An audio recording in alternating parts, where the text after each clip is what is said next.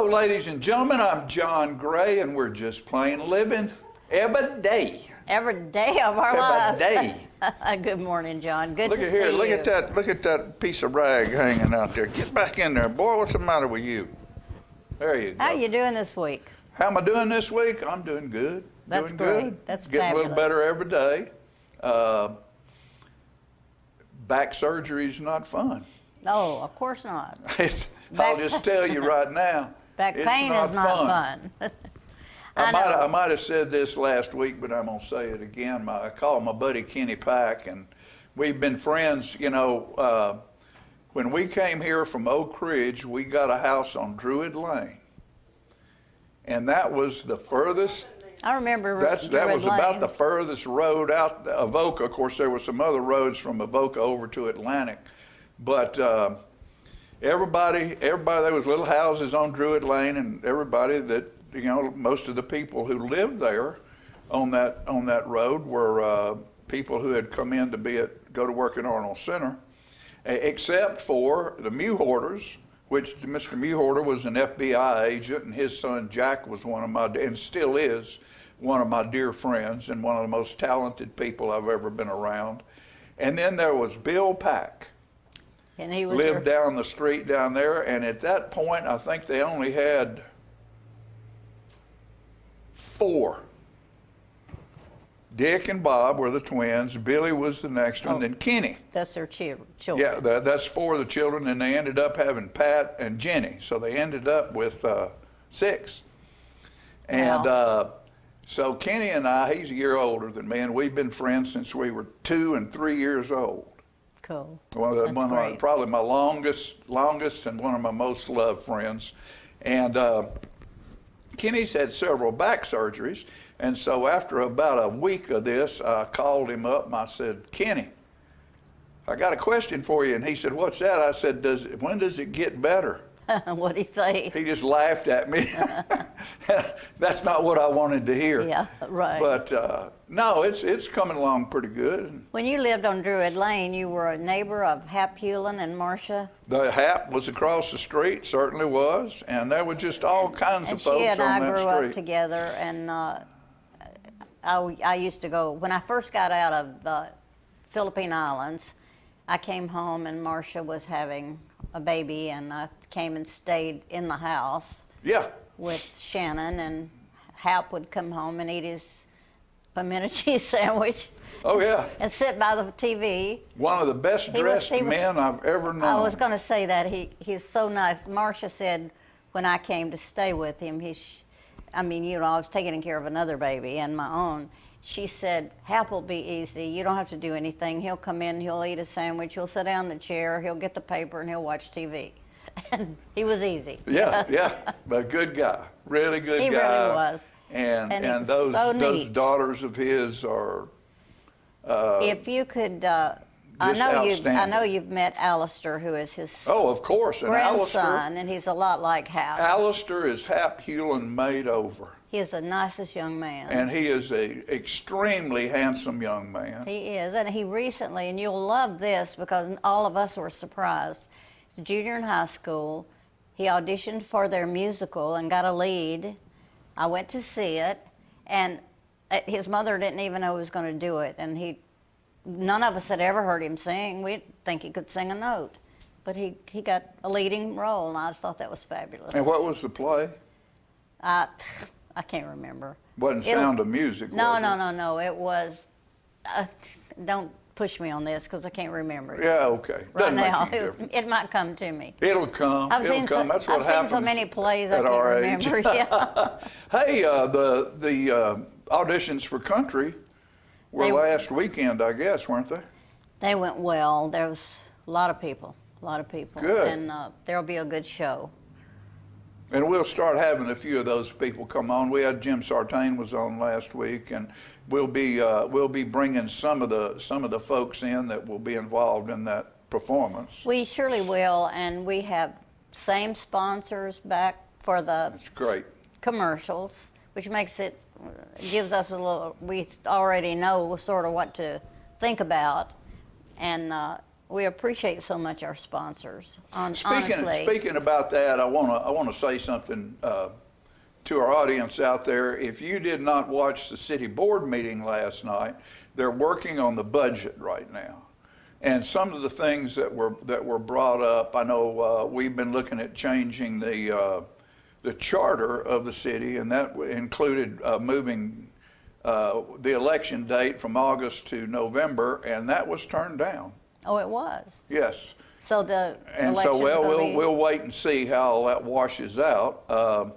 And then also there was a lot of discussion, and of course this is the city board is their main job is to come up with the money right, to run the city. and it takes It's a lot. not, they don't run the city. There's a administrator who does that, and all the department heads. They're the ones who decide how the money gets spent. And so if you didn't watch the board meeting last night, you will be able to see it on our show on this channel, 193, or you can go to YouTube, our YouTube channel, and that is the link on channel 6, the number 6, .com on YouTube, and you can pull up that city board meeting. It was a very lengthy meeting, but it was a meeting that all of you citizens need to watch to find out what's going on and how the budget is trying to be put together. And of course, the number one thing is not to raise taxes, Right. but It takes you got to have money to run the town. exactly. So it's a tough thing to try to figure all that out, and any input from the citizens at this point is a good thing. So take a little time and make sure you watch last night's board meeting, I never because it affects, they're trying to come up with a way how to fund nonprofits and make it to where it's fair for everyone, but not just to say, okay, how much money do you want? Yeah. Because a lot of times we don't have in the budget enough money to give everybody what they want. There's probably enough money to give them what they need, Which is good. but there's not enough money to give every nonprofit in town exactly what they want. That's true. It's the number one thing that a nonprofit has to do what they do is fundraise. Yeah, and that goes on a lot. And so these people in this community are very giving. Very giving, but Extremely giving, we but- have an inordinate amount of nonprofits in this town. Exactly. So the average citizen just can't write a check to every one of them. Well- How many $65 chicken dinners can you eat Exactly. throughout the year? That's true. You know, so well, I mean, and it's kind of funny, but it's not funny because it puts on the citizens. It's up to them to do this, and you can't fund all of them. None I of know, us can yeah. write a check to every one of them every year. So it means people are making decisions about, well, I'll fund this one. It's more important to me yeah. than this one is. It's hard to do. And that leaves the city with an opportunity to help fund these organizations, but you just can't have carte blanche because the know. money's not there The for money's it. not there, I know. So think hard and deep and watch that board meeting. It's a very important board meeting, It's always. and it'll be running yeah. till the next board meeting Right. on our channel and on our YouTube channel. So watch that. Yeah, I'll watch it, but I don't get to vote in Tullahoma, obviously. I'm Yeah. in Coffee County. 'cause But I'm you're a in big Franklin. part. You're a big I'm in part of what Franklin happens County, and in Tullahoma. I know that we have an extremely gracious group of people that support things. But one thing that is the most difficult thing in the world is to find volunteers that are willing to spend their time for a good deed, that will step up and be present and help these folks get their job done. That's true. And I don't want to put it on the younger generation, but I'm going to a little bit. Because, you know, when we were young, when we were 25 and 30 years old, we were volunteering. Oh, yeah. And society now, our society is so busy that Everybody wants to a lot be of paid, yeah. a lot of our young people are busy raising their families, but they've still got to make a decision to have a little time To give. to give back. You're right. And so, with that said, I got a couple of things here I want to read today. I've read this one before, but it strikes true every time. This is called "Pull Up Your Pants." If you're a dude that can't find a job, well, quit walking around looking like a slob. Life might give you a big surprise if you put up your phone and open your eyes. Pull up your pants and listen. Act like you care. Ain't no CEO wants you to see your underwear. It's not always cool to have holes in your clothes, grommets in your ears, and a bone in your nose. You wonder why you can't find work to do? Well, look in the mirror. Would you hire you? You gotta be clean to open the door. Need to get dressed up like you've been there before. Want to know how to get what you've been missing? Pull up your pants and listen. You can speak your mind on your own time.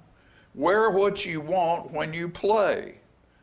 Then work the plan and give the man his 8 hours a day. Join the square, and you'll get there with minimal ass kissing if you just pull up your pants and listen. That's great, John. Okay? Well so said. I'm not saying you can't be who you want to be, but when you go to work for the man or the woman or the company, Do the job. they're the ones that are paying the check. So pull up your pants and listen. This is a piece right here. Yeah, I'll read this one next. This is called One More Try. No matter how good or bad things might be, all you can do is try and see. As for me, till the day I'll die, I'll try. One more try means one more chance to sing the song, to dance the dance. One more wink, one more smile, one more mission done worthwhile. One more kiss, one more squeeze, one more conversation on my knees. And when it comes time to say goodbye, I'll look up and ask for just one more try. I love that, John. Now, You are such an optimist. this is called presence. And I just read something about dress and style. But this is about presence. I believe you should dress for the situation, look like you've been there before. But there are times in life when your presence is more important than your appearance. The most striking general's uniform is worthless if the body inside of it does not have the heart of a warrior. So, for your family, friends, and the causes you support, your appearance can never replace the skills and love delivered by your presence. Nice. Be present. Show up. Help. Be one of those that help get those good deeds done. There's so many of them in this lovely little town we live in. There are millions. More places where you can do good work than you could ever imagine. So don't go, well, I just don't know what to do around here. There's nothing to do. That's not You ain't right. looking. You're not looking. There's Look, plenty to do. You'll find something to do, and when you get involved, you'll never know what you've been missing by not being there until you do something.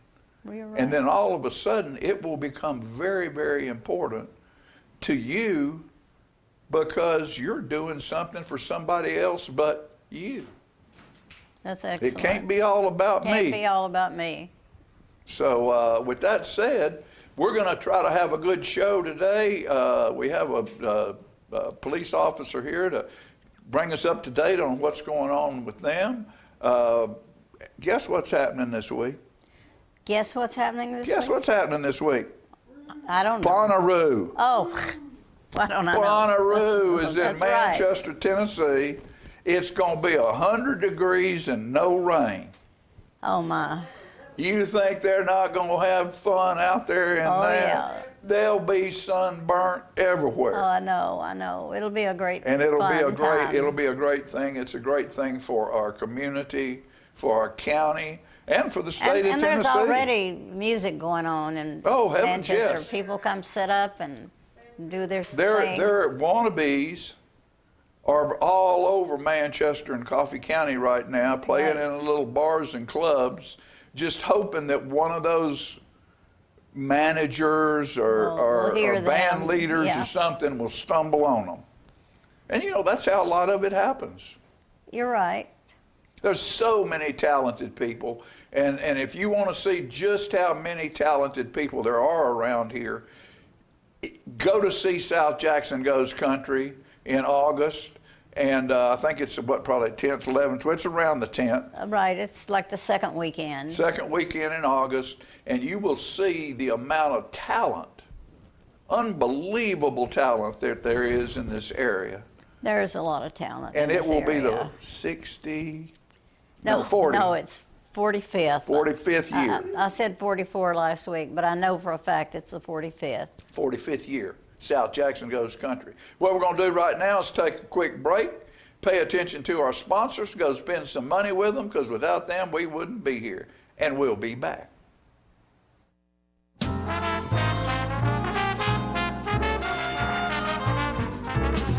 I want to invite y'all to come by Clayton's, downtown Tullahoma. We try to serve the community, the area, and we try to help people with their feet and comfortable shoes. We still measure feet. We have a great new arch mat. We have insoles. Please come see us at Clayton's and let me help you find some comfortable shoes for those achy feet. We're gonna fit your style. We're gonna make you smile. Service and quality at Clayton's Shoe Store. We're gonna fit your style. My husband was diagnosed with a spinal infection. He lost his ability to swallow and the movement of his legs. I couldn't turn over in bed, I couldn't walk, I couldn't eat. They were just wonderful in the treatment and care they gave my husband. I regained my mobility where I was able to go home. It is miraculous. Let us champion your recovery. Life Care Center of Tullahoma. STEM is everywhere. Like here, behind the scenes of The Walking Dead. When we break down clothes, we tumble it with trisodium phosphate, rock salt, and dish detergent. We stitched together images of our model and created a 3D set that can be walked through in a VR headset. We're able to turn 12 walkers into 1,000 walker boards. STEM can create new worlds on and off the screen. What will you make with STEM? Get inspired at shecanstem.com. Hi, I'm Terry Stroop with Stroop's Accurate Refrigeration, your #1 hometown HVAC company. We offer dependable and reliable service on all your HVAC equipment. We also offer high-efficiency trained cooling units. Call us for your cooling needs. Your comfort is what we do. It's summer cough drops.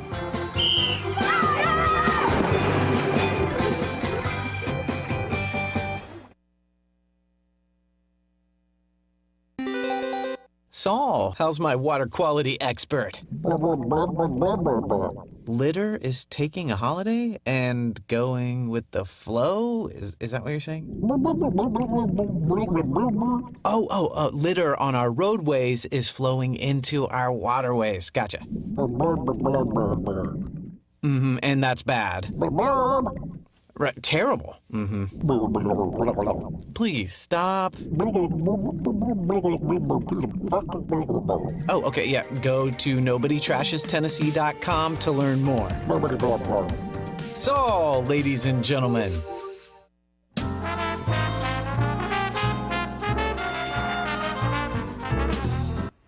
All right, folks, we're coming back now with our police pointers, and today we have Deputy Chief Jason Kennedy on with us, and he's here to sort of give us a look at what's happening because it's summertime.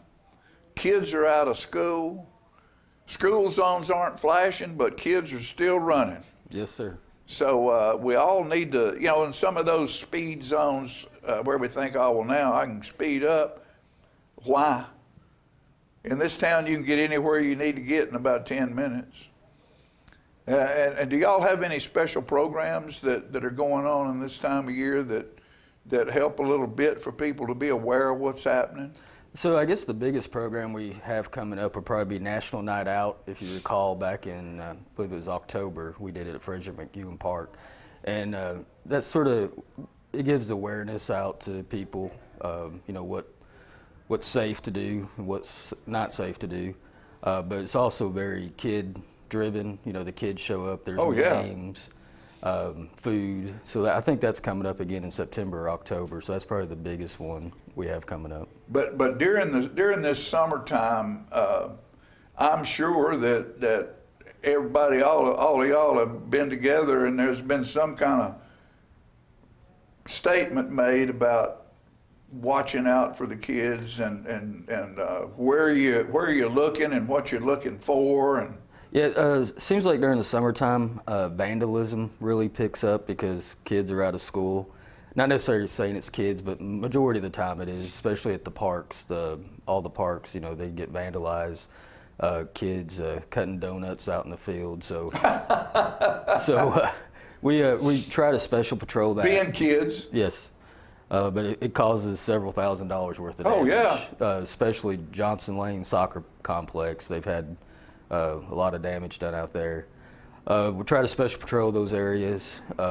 Collins Street, that goes right there in front of D.W. Wilson, they just put some new speed bumps in because of the speeding, you know, when kids are down there. Why do you think we feel, I guess our whole society is speed driven. I've got to get here, I've got to get there, I've got to go to that meeting, I've got to get the kid to this thing, that thing. It seems like that everybody is just in such a big hurry. Yes, I mean, I've probably been guilty of it myself, but as I've gotten older, I've learned to slow down. You know, it's what we stress the officers too, you know. If you don't get there safe, you're not doing anybody any good. Not doing anybody any good. Right. What about, you know, one thing I think that happens that in the summertime, and I'm remiss in not knowing more about this, but we have a lot of children in our school system who are fed by the school system. It's funny you bring that up. Throughout my career, I've been in public safety for over 20 years, but there was 3 years that I actually started the criminal justice program at the high school. And it really made me realize some of the stability, the only stability some of these kids of Tullahoma have is when they're in school. Right. So whenever they're out of school, now, you know, the school system, I think it's great, the program that they have where they, you know, have the food truck go around and feed kids, I mean, is phenomenal. I mean, that's when they're out of school. Yes. See, and that to me, you talk about vandalism. If you're teetering, you know, there's a lot of people out there with families, and it's not that they're not trying, but they're teetering. And when that free lunch and that free breakfast goes away, and you look at the dollars you have to spend at the end of the week, there's not enough there. I think. And so what do you do? You know, what do? You go, okay, I saw a trailer parked out beside a house and I didn't see any cars over there. Let's go see what's in it. You know, I think that there's bad things or mistakes made for good purposes. Yeah. You know, I mean, if you can, a good purpose is feeding your children. But you shouldn't take advantage of other people's stuff to do that. And there's a real hard mix right there on how we as a society and as a community figure that out. And if the school system is feeding during the summertime some of these kids that can't find food any other way. Yep. And that's very, very important. Yep, like I said, I think it's a great program they have. And by the end of this year here, we ended up, did we have our SRO in just about every school? Yes. So fortunately, this year we had an SRO in every school. We just hired another SRO that will be going to the high school with Sergeant Young. So the high school start next year. If everything continues the way it's going, we'll have 2 at the high school, and then every elementary school and both middle schools will have an SRO. So well, that's good. That's good. I know I've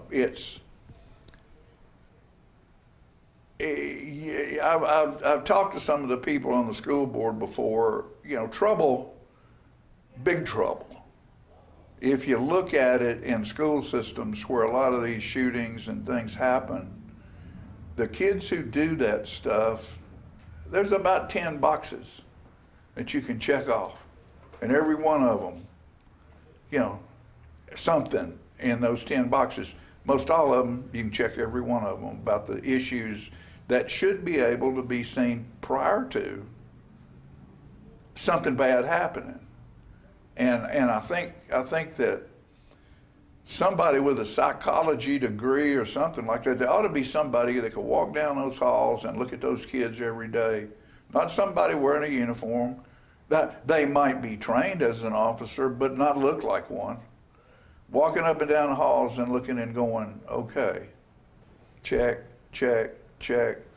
And you ought to have a list of folks that look like they could.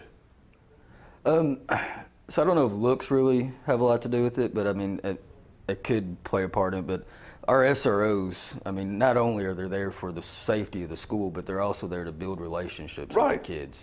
You know, to let them know we're human, just like you and I sitting here. That's the most important thing in the world. We go home every night. We all have families. But when they build these relationships with the kids, they're doing a couple things. Number one, they're looking for those cues, like you just mentioned. You know, if a kid is having problems at home, they trust that officer. They can go talk to that officer. Also, kids that hear things. You know, if someone's making threats, you know, kids will go to that officer and tell them. We've had numerous, you know, kids go to the SRO and, you know, in confidence and just be like, hey, we heard so-and-so was making threats that they were going to bring a gun to school, you know. So that's how we get the information. So the SROs being in every school is very beneficial, not only for the schools, but also the community.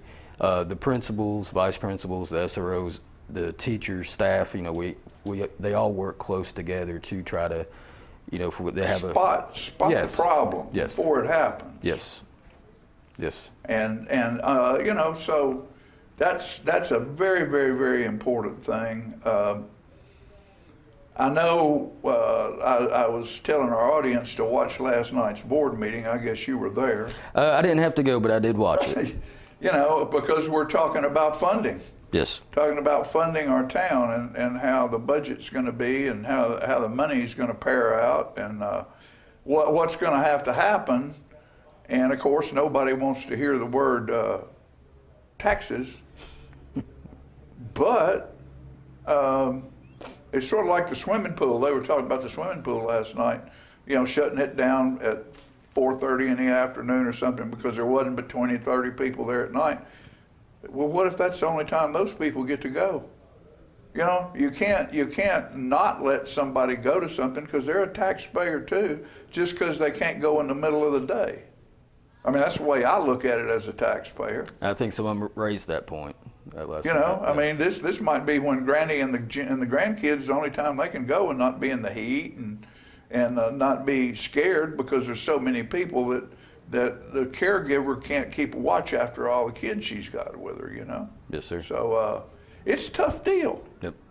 And I know y'all run on a string because there are certain things that and I'm proud of our board for funding our police department with the stuff that they need to be as good at what you do as you are, because it takes modern equipment and things like that.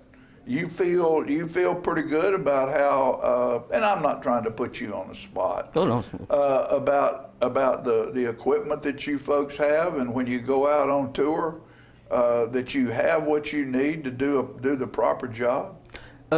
Yes, I mean the board they've really helped us here in the past several months. We've got several new vehicles that really needed to be replaced. A lot of that had to do with COVID because the manufacturers shut down. So police departments all across the country are having the same issue. But yes, as far as our equipment, yes, we've got some really good equipment. We're moving forward. We're going to have some more equipment that's hopefully coming. But yes, I think our police department is in a good place right now. Now I'm going to ask you a question. You see me smiling over here. How many of those sneaky police cars do you have?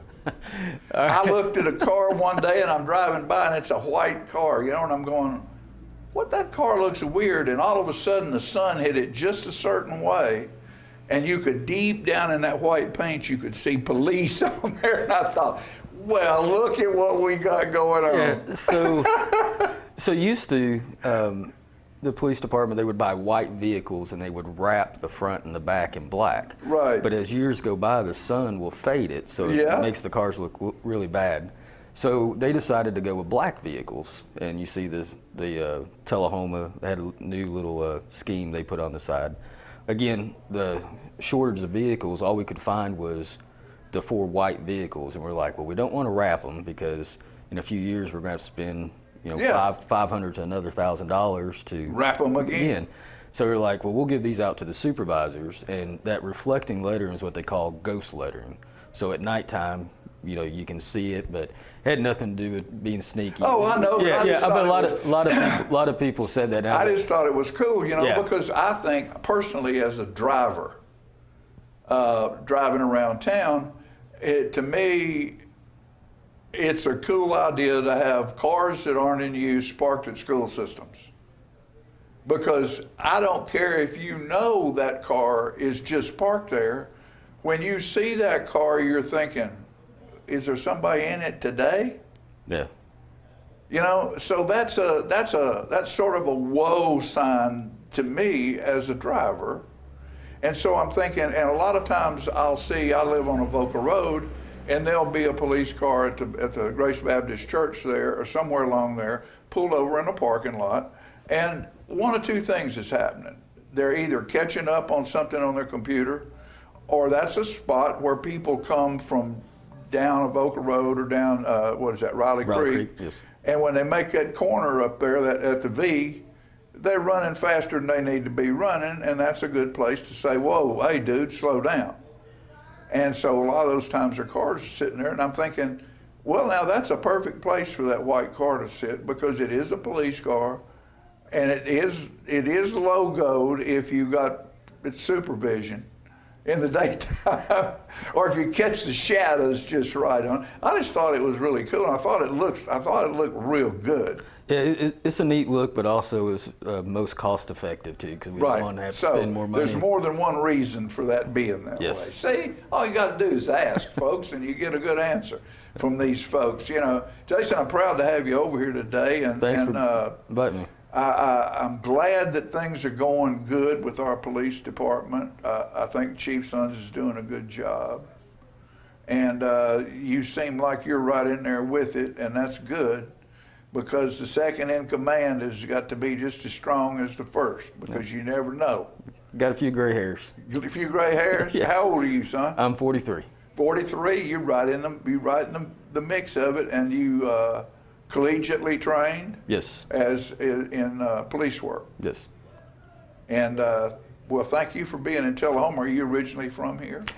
Coffee County, Manchester area. Okay. But I've lived. So you know the area. Yeah, I've lived here. Bonnaroo. Oh yes. Spent my fair time at Bonnaroo, but I've lived in Tullahoma probably 10 years or more. Yeah. So, thank you. Thank you, Mr. Gray. You come back anytime, man. It's been my pleasure to sit here and talk with you. Yes, sir. And know that you have the support. And I've told Chief that anytime y'all need to come over here, and I'd say the same thing to you. It's the back door's open, and we do this show every Tuesday. We're on the air for an hour and a half. There's always room. If you just walk through that back door and say, John, I got something I need to get on the air today, you'll have time to get on the air today. I appreciate okay? it. I appreciate that. Because what you do and your group of people, our police department, is some of the most important work done in this town, keeping us safe. And we need to all realize that that's what these folks do. They're there for our benefit. Look at them as the friend that they are, because they're protecting us and our children. Thanks for being here. Thank you, sir. You're welcome. We'll be back in a moment.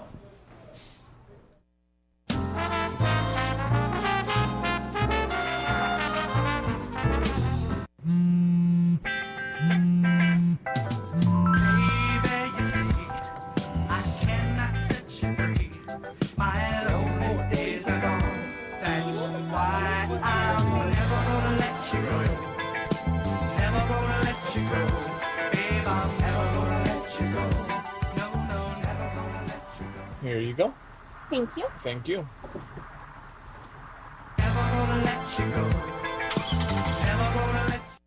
For many senior citizens, life looks like this, but it doesn't have to.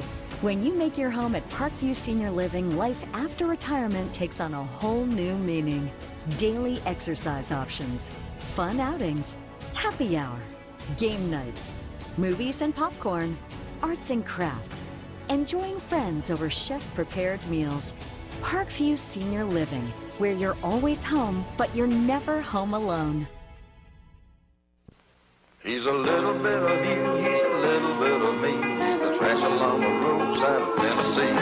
He's the garbage that we packed. He's the dream we left behind. Lord, there ain't no lower class than Tennessee trash. A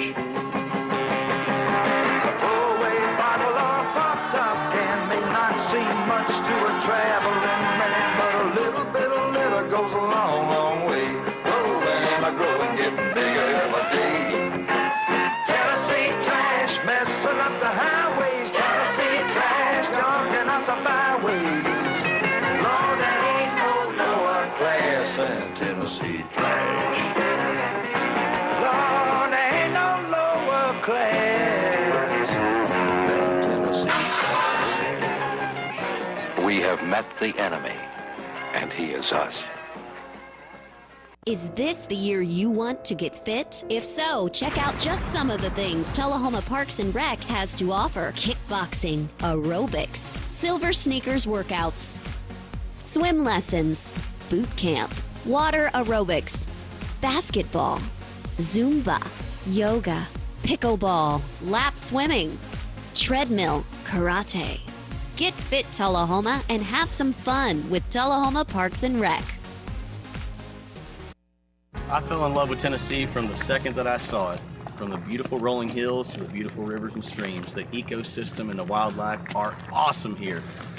But it needs constant care, and that means picking up litter and trash every single chance you get. It's totally polluting the ecosystem, totally polluting the natural resources, and it's a big hazard for our local wildlife. Please join NobodyTrashesTennessee.com and join me in keeping Tennessee beautiful and keeping this part of our great legacy.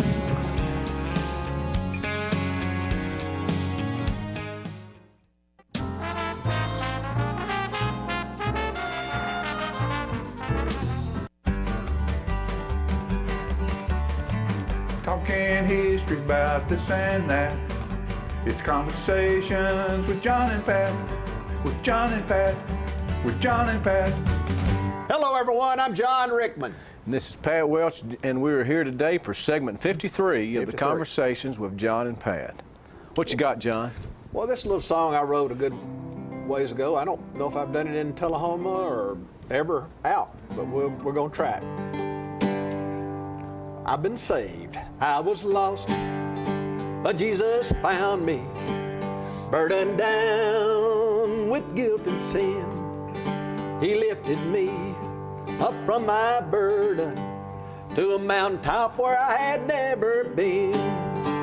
I've been saved, I've been snatched from the fire, I've been saved by a higher power. Jesus came, into my heart and made me whole. Now I know I'm right with Jesus in my soul.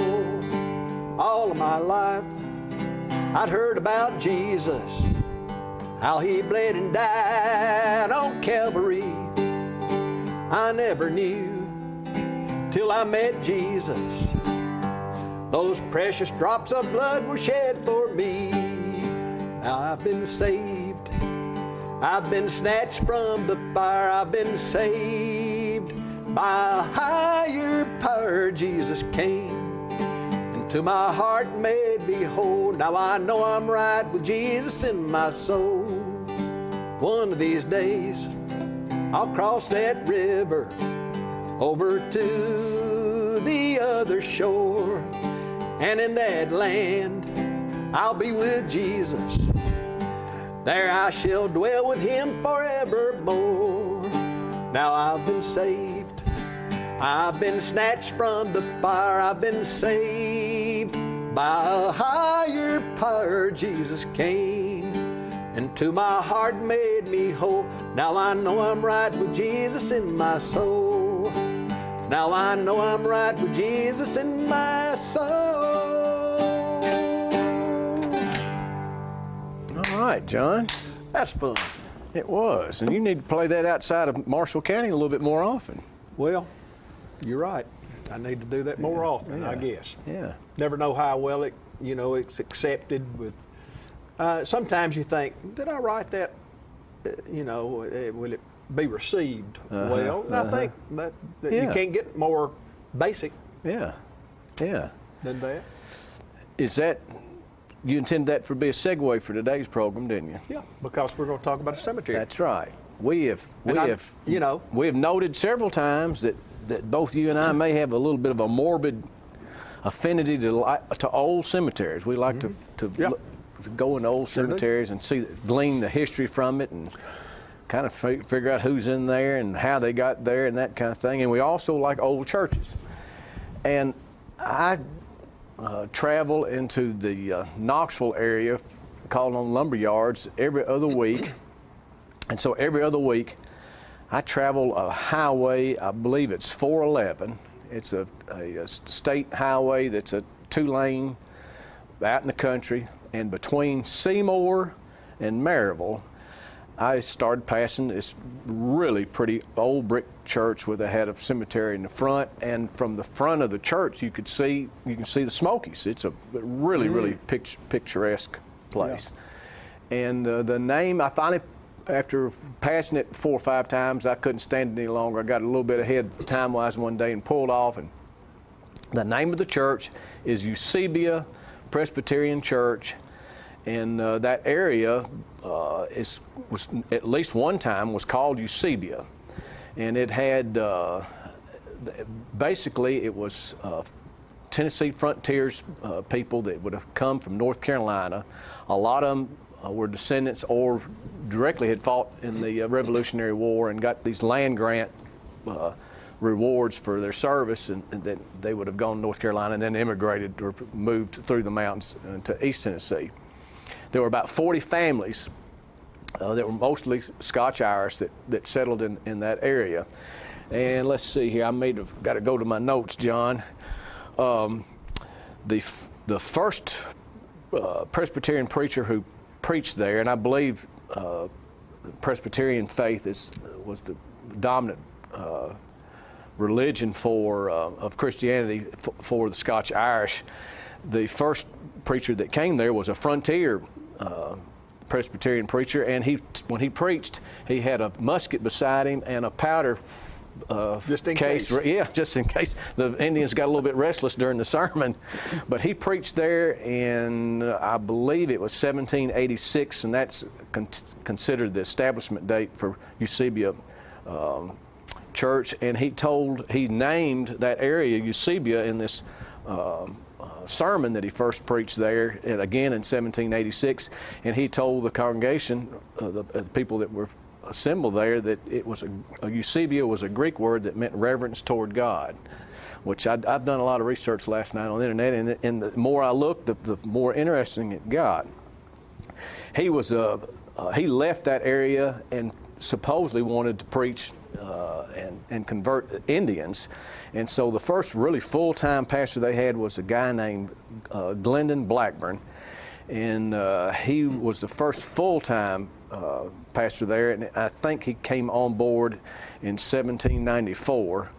And he went into great preparation for his sermons, and the average length of his sermon was supposed to have been 2 hours, and he preached one time for 3.5 hours. And that site where that, pull that church back up one more time, Philip, if you don't mind. You know, Pat, the restaurants would have been closed after that, wouldn't they? That would have shut them down. They would have, somebody would have lobbied for them to cut it off maybe a little bit. But on that site was a log church originally, and then over time they built 2 frame churches, and the present church, all of this was on the same location. It was started in 1930 and completed in 1936, and that would have been, of course, right at the height of the Depression. That was an industrious congregation that would have been able to build that church, because it is a really, really pretty brick church that, again, would have been in a very rural area during the height of the Depression. Before Tennessee became a state. That's right. No, it would have been after that. 1796 is when Tennessee. Oh yeah. When it was first established, it was before it was a state. In fact, I think it was part of the old state of Franklin. Mm-hmm. There is a cemetery that starts just behind me when I was taking that picture, that's got hundreds of markers. Some of them are so old that the weather has worn the writing completely off, but they won't take in respect to the deceased, they have not taken any of those markers out. The first burial there, though, was in 1790, so it is a really old cemetery. One of my trips, I stopped to go meandering through the cemetery, and I came to a stone of go ahead and pull it up now. That's Andrew C. Hafley, Hafley, and he was born in 1838 and died in 1907. And right below his date there, it says that he was from Company A, 3rd Tennessee Cavalry. Well, I assumed that was, since it's Tennessee Cavalry, that I mistakenly thought he was fought for the Confederate side, but most of rural upper East Tennessee remained loyal to the Union. That was a Union cavalry. And below that is one of my favorite verses where he's quote, or the scripture says, "Precious in the sight of the Lord is the death of his saints," and that's right below this the donation of the Civil War service that he had. I looked that company up. Company A of the 3rd Regiment was all made up of Unionist people from Knox County and Blount County, and this cemetery is in what now is Blount County. And that cavalry, for most of the war, they were assigned to guard railroads in both Middle Tennessee and North Georgia and North Alabama, which once it became in Union control, the Confederates would try to come up there and tear the railroad up and disrupt supply movements and so forth. And Nathan Bedford Forrest, who was born in Chapel Hill, John, you're well aware of him, he was trying to stop him. He was trying to tear the roads up, or the railroads up, and of course these people were trying to stop him. They've served Company A, or the 3rd Regiment Tennessee Cavalry, served at Stones River, and their next major assignment was in the Tullahoma campaign, which lasted June 23rd to July 7th, and they were also involved in the last battle, basically in Middle Tennessee, which is the Battle of Nashville. And at one time, that regiment had about 1,600 men. And final records show they lost 546 people. 10 of them, 2 officers and 8 enlisted men, were killed in battle, and all the rest, 536, died of disease. Which that's pretty incredible that they had that much contagious disease that it almost wiped them out. Now, another interesting part of this is that when I said that they guarding railroads in Middle Tennessee and North Alabama. They were in Athens, Alabama one time, near a railroad trestle, and guess who attacked this Union cavalry? Nathan Bedford Forrest. And he captured a large group of them, and they were in prisoner of war camp for about a little over a year, I believe. And at the end of the war, the Confederacy gave up these prisoners before the actual terms of peace were finally settled out, and they moved them to Memphis, and they put a lot of them there on a boat, and they were a steamer, and they were going to take them up north to let them go free.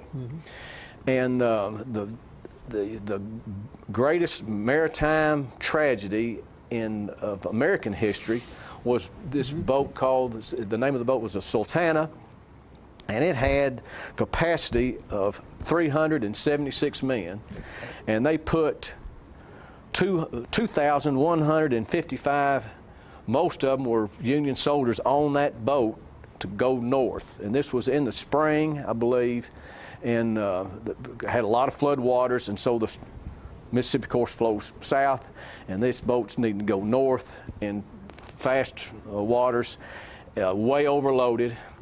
Supposed to carry 376 and had over 2,100, and they had 4 boilers for the steamship, and 3 of them exploded 7 miles north of Memphis, and great loss of life. Something like 1,196 of them died, and I think this event would have had more publicity and more notation in history if it wasn't for the fact that that happened the day after Lincoln was assassinated. So much of the national media was concentrated on that assassination instead of all that loss of life. But 260 people that would have served with this Hafley gentleman were drowned or killed during the explosion itself. And I can't find out whether Hafley was he captured at Athens, or he was, not all the whole group, of course, was captured, but he lived to 1907. So good history lesson, Pat. The more I looked at it, the more interesting I got, and I can promise, John, I can promise you and our viewership that won't be the last time I stop by the Eusebia Presbyterian Church and Cemetery. It is a wealth of history in that. Pat, thank you so much. And John, I talked to you yesterday on the phone too. We're now that we have found by accident a Union soldier, we'll come back with a segment that I have found in the past of a Moore County burial of a Confederate cavalryman, and we'll bring that up at a later time and let people get ready for that. And so and we appreciate management letting us go a little bit over time today. And that concludes segment 53. Thank you so much. And thank you tuning in for bearing with me too. Thank y'all. Talking history about this and that. It's conversations with John and Pat. With John and Pat. With John and Pat.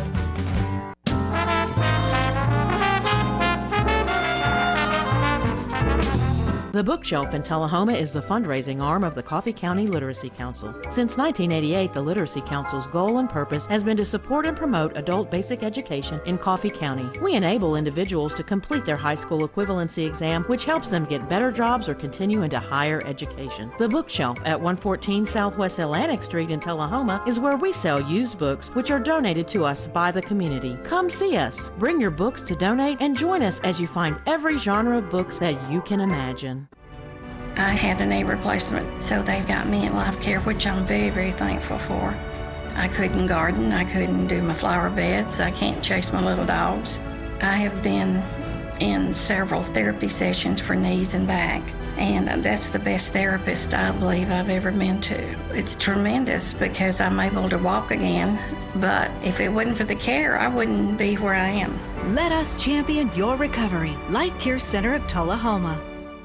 Is this the year you want to get fit? If so, check out just some of the things Tullahoma Parks and Rec has to offer. Kickboxing, aerobics, silver sneakers workouts, swim lessons, boot camp, water aerobics, basketball, Zumba, yoga, pickleball, lap swimming, treadmill, karate. Get fit, Tullahoma, and have some fun with Tullahoma Parks and Rec.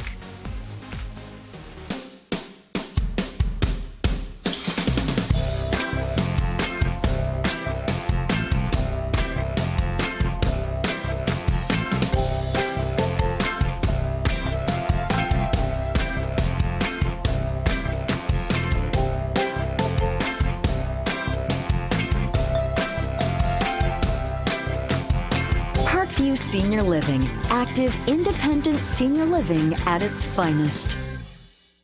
Do you love sports? Then you should know about STEM. Because maximizing nutrition, analyzing peak muscle performance, calculating the perfect shot, and more are all made possible by science, technology, engineering, and math. In fact, there are more careers than ever in sports science. So if you have a passion for sports, then think about getting involved in STEM and improve everyone's game on and off the field. Get inspired at SheCanSTEM.com.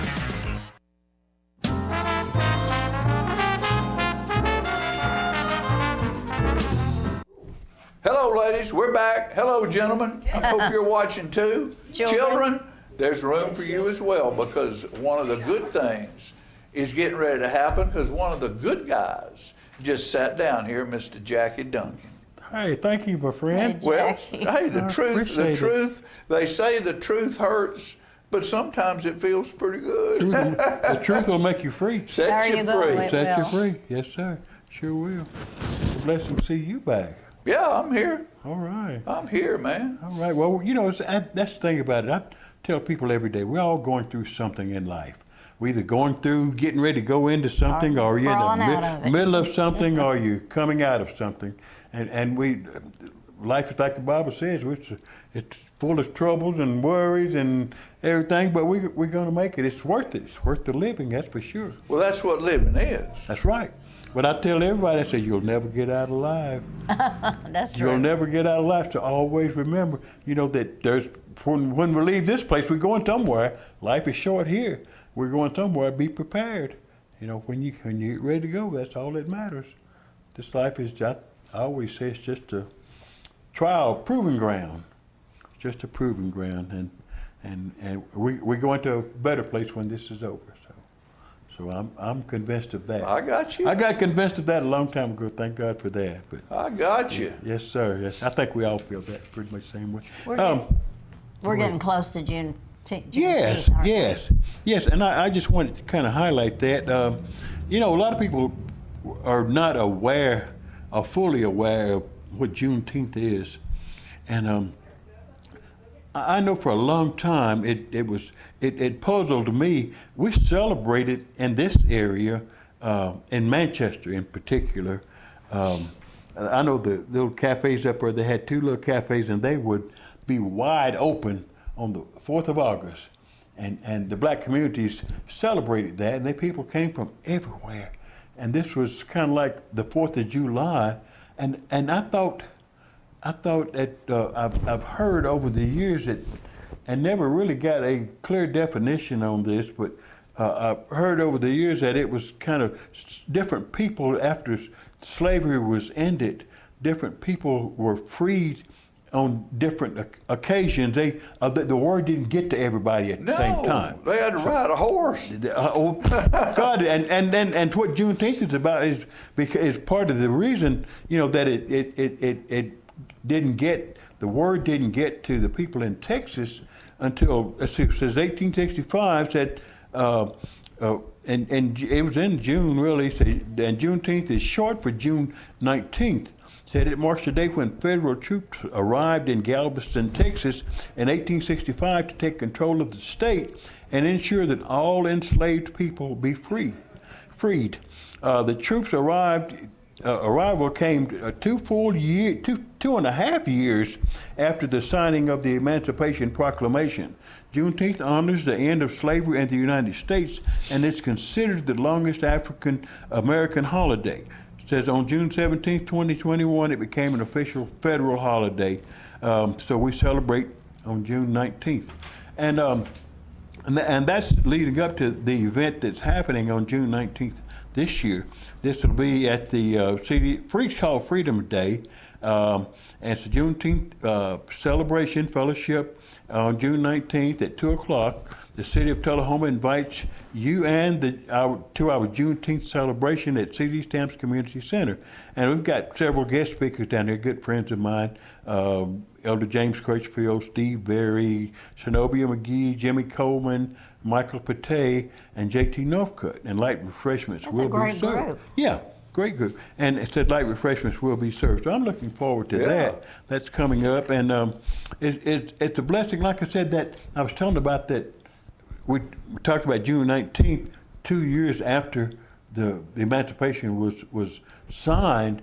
People didn't know out there that they were freed until the federal troops came in and told them, officially declared them free. Well, anyway, like I said, the celebration has been going on in this area for on August 4th, and I think that was kind of another. I've always understood it to be a late arrival for people in this area.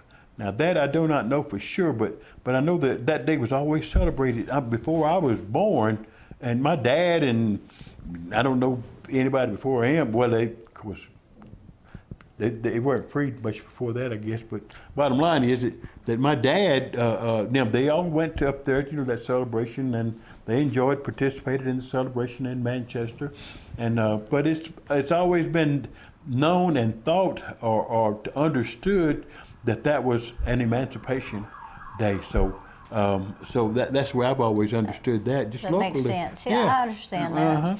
So and we've always celebrated that, and it's been a blessing. But I until Juneteenth was really fully understood, and I guess the word got out. Nobody really knew about.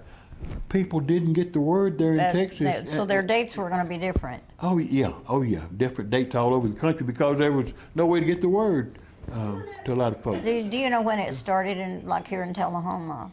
What, the Juneteenth? Mm-hmm. I do not know the exact date. I don't remember. I've been. It's just recently, but I have gone to Juneteenth celebrations, and it started started becoming more aware of it. I think I know Mac Minville had one about maybe 15, 20 years ago, at least about that long, at least 20 years ago.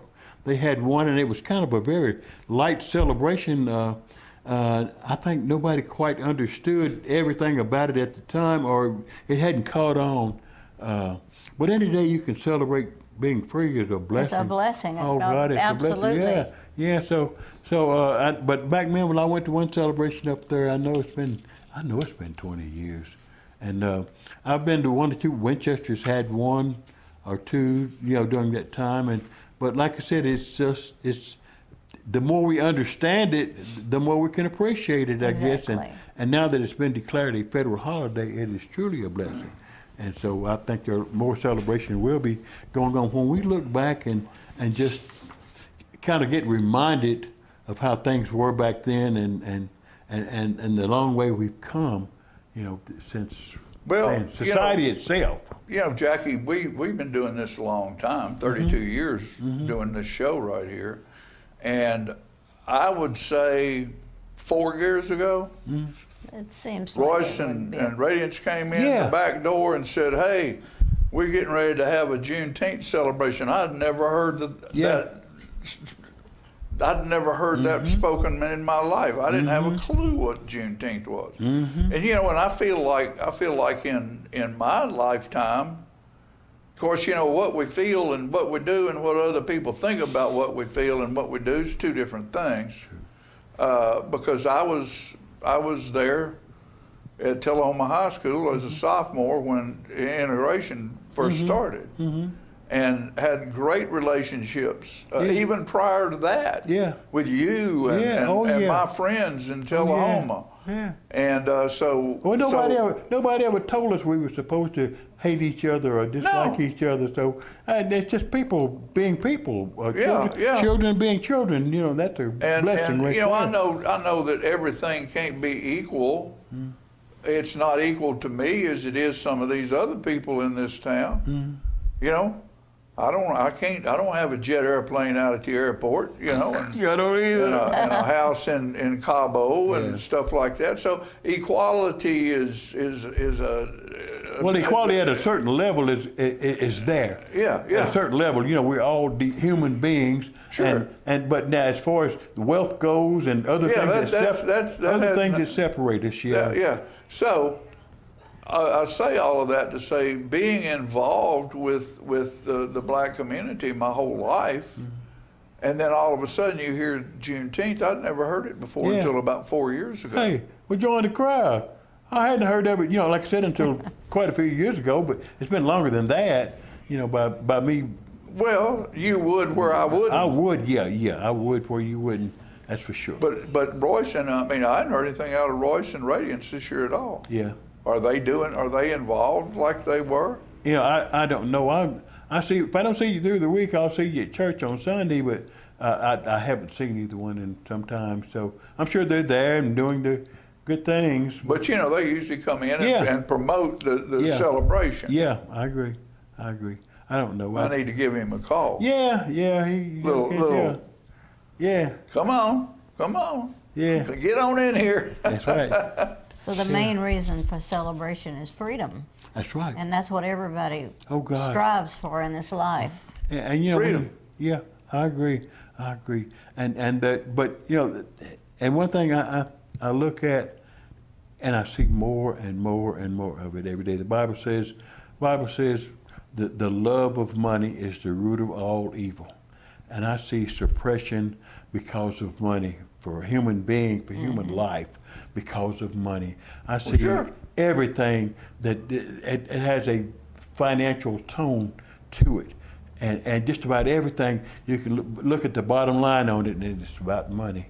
Or it's something that's not right in this world. It's about money, power, and money, and that's it. Politics. Well, that's about money too. Well, no, it's all about money. And we talk about being enslaved. Yeah.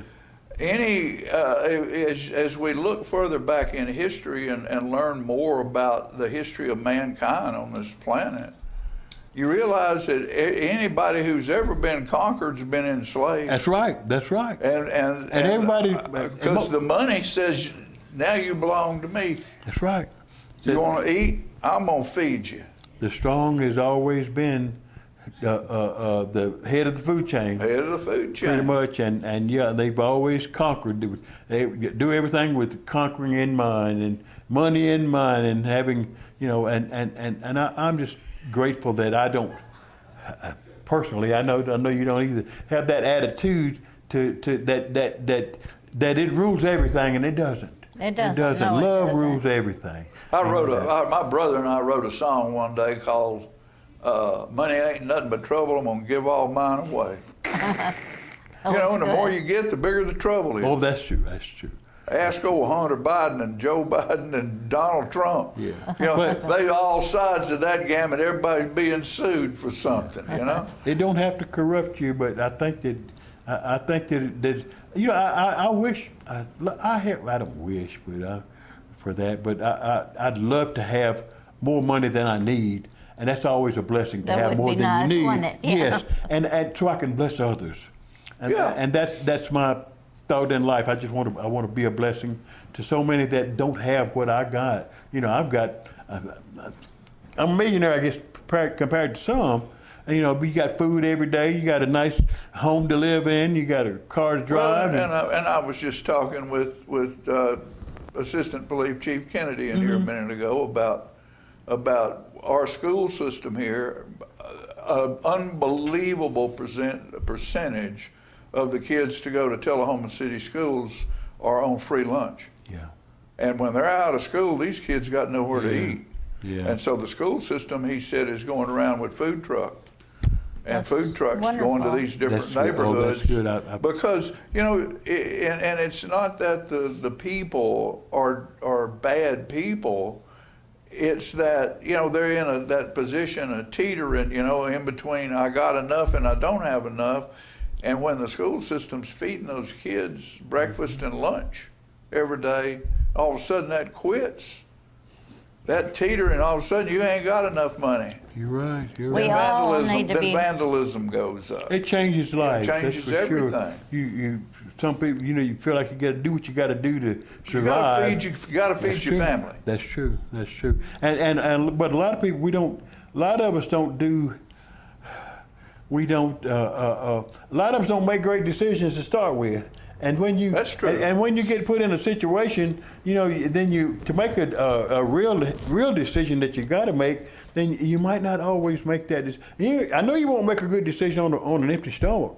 I know you won't there. That's for sure. Because the good decisions are better made, when your body is satisfied and your mind works better. And it's a blessing. And and any kind of food program, we all ought to have the basics in life. That's right, for sure. We need to encourage people to plant a seed once in a while. That's right. Oh, I agree. Buy a cow. Oh yeah. No, honestly, I do think we should encourage in our schools and in our society that it's a good thing to grow a tomato. Oh yeah. Yeah. Heavens, yes. That would Oh, Lord, help you a lot. Yeah. Just grow a few things. I agree. And the ground is everywhere. So That's right. There's no. But I think a lot of us have never. I guess we don't think that way because we've never been trained that way. And I think that could be taught in schools. Oh, I agree. I really do. I think taught it's a mistake that we don't teach all these valuable lessons. Yeah. There's people use the word big pharma. Yeah. And that's about drugs. Yeah, pharmaceutical companies. You know what big pharma means to me? It means there's no small farmers to where people can learn how to grow.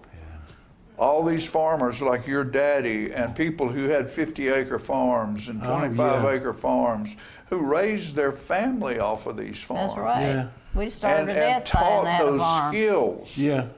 Now, that person has to have an engineering degree from some university on how to work on combines and jet airplane engines and stuff.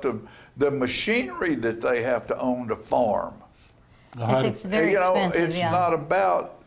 It's not about going out and scratching the ground and planting that seed and learning how to feed yourself. That's true. And that farm's gone. Yeah. Well, I like there's a community garden down at C.V. Stamps. Yeah. That's great. And they've got that, and I think they. Robin Dunn started that, didn't she? I don't know. I think she did, and that was a wonderful project. Yeah, it's a good project. I know and it's still that. going on, right? Yeah, still going on, and I think they're looking to get people to participate in it, and it'd be a blessing to do that, and. To learn a little bit of farming. I've never really been the thing I remember about farming in my life, I guess, was my granddaddy had me in his arms out in the garden. He had a hoe was hoeing, and he had me in his arm up here. I was always his favorite, Of course you were. And I was. You were all of them's favorite. He was my favorite too, buddy, because we used to walk to town together. When I was a kid, we'd walk from over on Polk Street, walk the railroad tracks all the way downtown, and we'd go to the bank, we'd go to the grocery stores. I remember Carey's Market. Oh yeah. And H.C. Hills when it was on the corner down there, and then Warren's Cash Grocery, Warren Angel.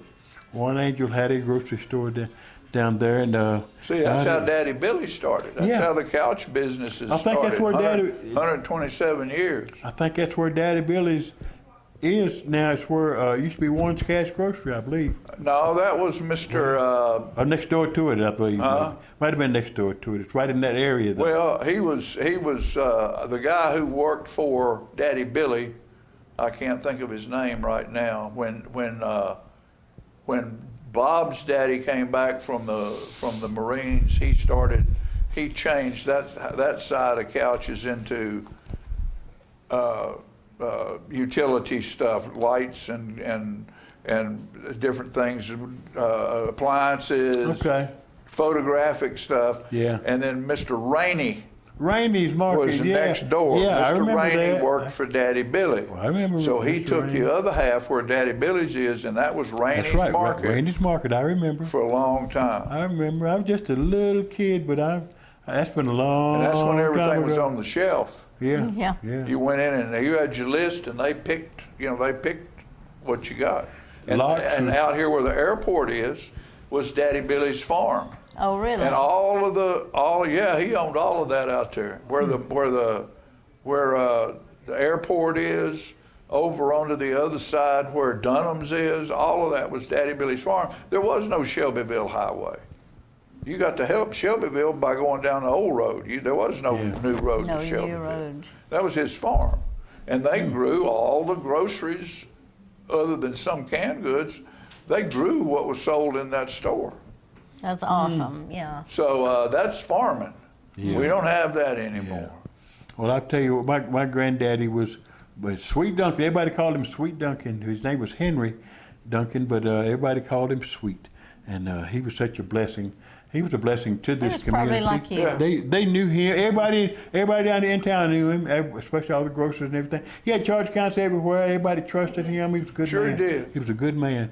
And I patted. That's when I first met Jackie at Clyde Phillips Men's Store. He got me my first charge account at Clyde Phillips. There you go. Hey, we're out of time. Oh, whoops. Isn't it funny how when you're having fun Yeah. and telling good old stories, Oh, yeah. how time flies. Time flies, yes, sir. And so we're going to have to fly out of here right now, and we'll be back right after these messages.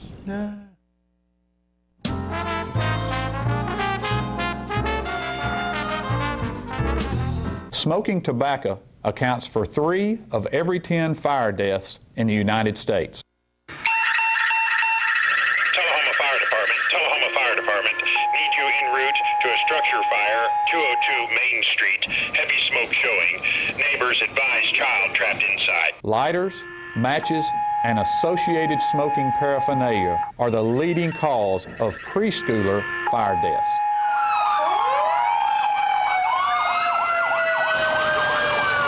We as firefighters know that most structure fires can be prevented.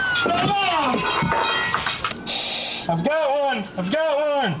Command, this is primary search. We have a victim. Need EMS to meet us at the front door. Please help us to give you a fighting chance. This can be prevented. Contact the Tullahoma Fire Department for a free home safety inspection. What's a Tennessee vacation? It starts off like any road trip, and then, boom, adventure and thrills everywhere you look, which happens to be some of the most beautiful scenery in the country. Music here, history there, and all kinds of green in between. Come relax and unwind, or bring the crowd for some stargazing, or stargazing. Whatever you do, come hungry and expect an awesome soundtrack. It's all right here in Tennessee. We're playing your song. For a free vacation guide, visit tnvacation.com. Come on. Yeah. Come on. Yeah. Yeah. Yeah. Woo. You're not going to get it all right. Just make sure you nail the big stuff. Like making sure your kids are in the right seat for their age and size. Yeah. Get it right at nhtsa.gov/the-right-seat.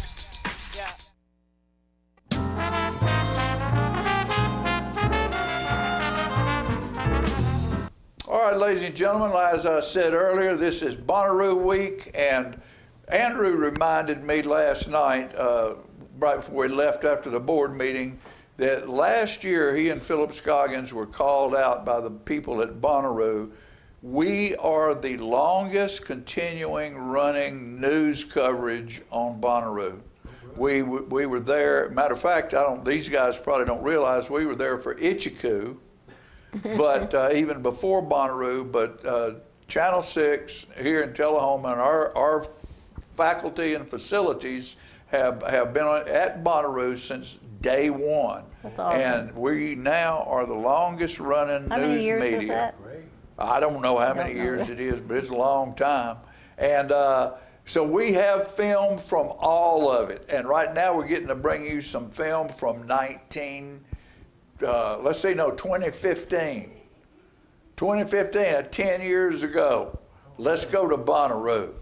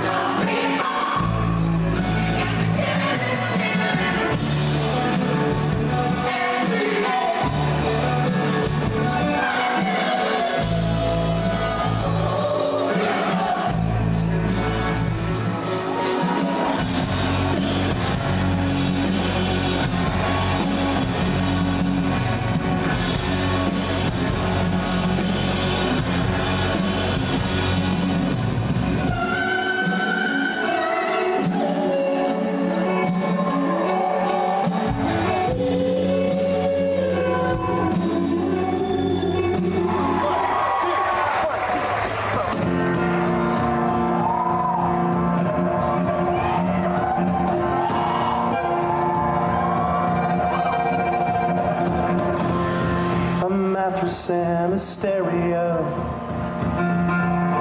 just like I started.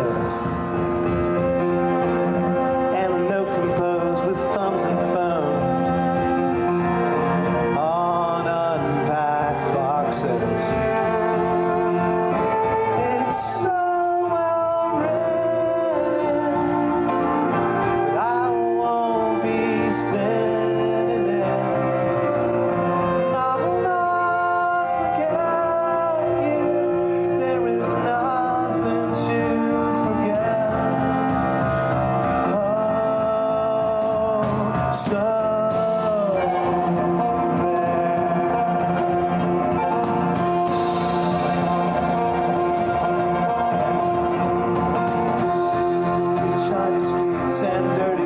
Hello, this is David Adkins with Channel 6 News, and I'm here with Terry with the Manchester Chamber of Commerce. Yes, sir.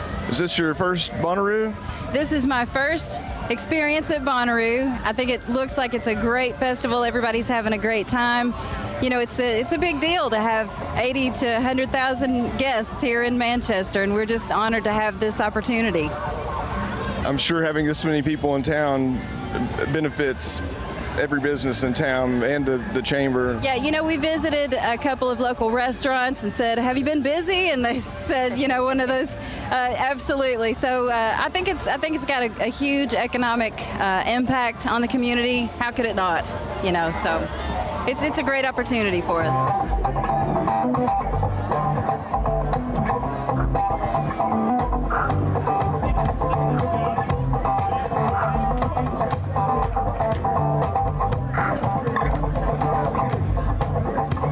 I'm speaking here at Bonnaroo with Noah Kraft, and Noah, you're with, is it Doppler? Doppler Labs. Doppler Labs, and you guys have a really exciting product that you're teaming up with Bonnaroo this year, Yeah, right? so there's actually two products. The first product, which we're on site with, is called Dubs Acoustic Filters, and they're the first ever advanced tech earplugs.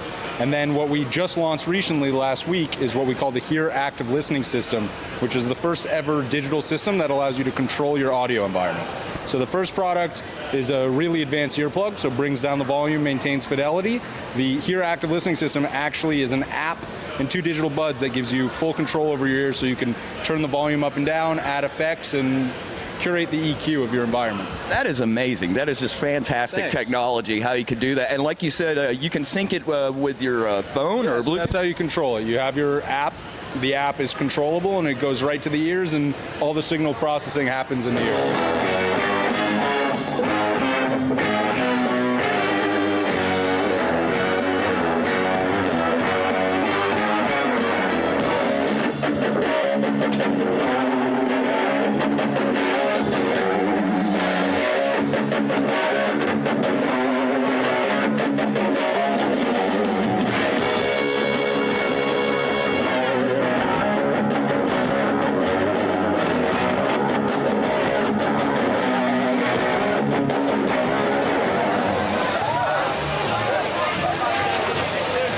Drawing pictures of people, giving out insults, giving out compliments, complissults, like a mashup of the insult and compliment thing. So yeah, business is good. It's good. Could you give me a complisult? A complisult? All right, I got you. You are so good looking. It's no wonder no one wants to talk to you. Moved into Bonnaroo, Tennessee. But you wouldn't even come around to see me. You sent your head up to Carolina. Well, you know I'm gonna be right there behind you. And I always have to steal my kisses from you. Always have to steal my kisses from you. Always have to steal my kisses from you. Always have to steal my kisses from you.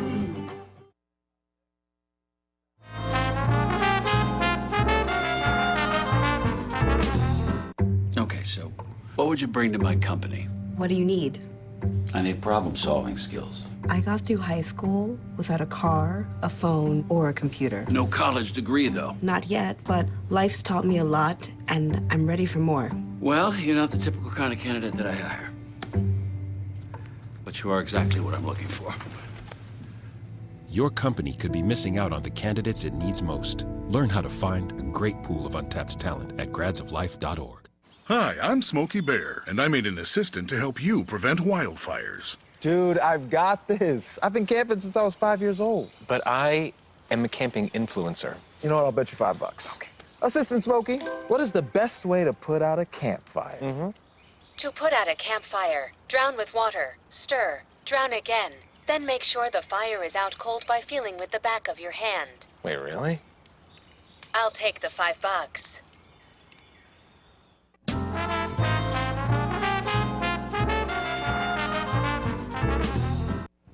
All right, folks, we're back, and I told you we were going to have a fun show today. Yeah, it worked out. We didn't got it? Bonnaroo, we got Jackie Duncan, we talked about Juneteenth, we had the police assistant department. police chief here, and he was absolutely a fine young man. And, you know, I'm so proud of our police and firemen, our first responders for We what have they a do great group of people in this that town for support- us. Supports the And city. last night on that board meeting, I forgot to say that the Mayor's Youth Council had the Mayor's Youth Council's mayor Yeah. and one of the aldermen on last night. And those young people have been riding with the police department How nice. and the fire department. And this young boy said, "You have no idea. None of us had any idea what these folks go through Yeah. every day to keep us safe in this community." That's Said it was the wonderful, yeah. most learning experience he'd ever been through. That's great. And isn't that wonderful for a young person Yeah, to there feel should that be- way? Should be more of that. Should be. All Should be. the students. And you should know have that. more fun out there. Have fun, watch out for kids, don't run over anybody, don't speed, and get involved with your community. We need your help. See you next time.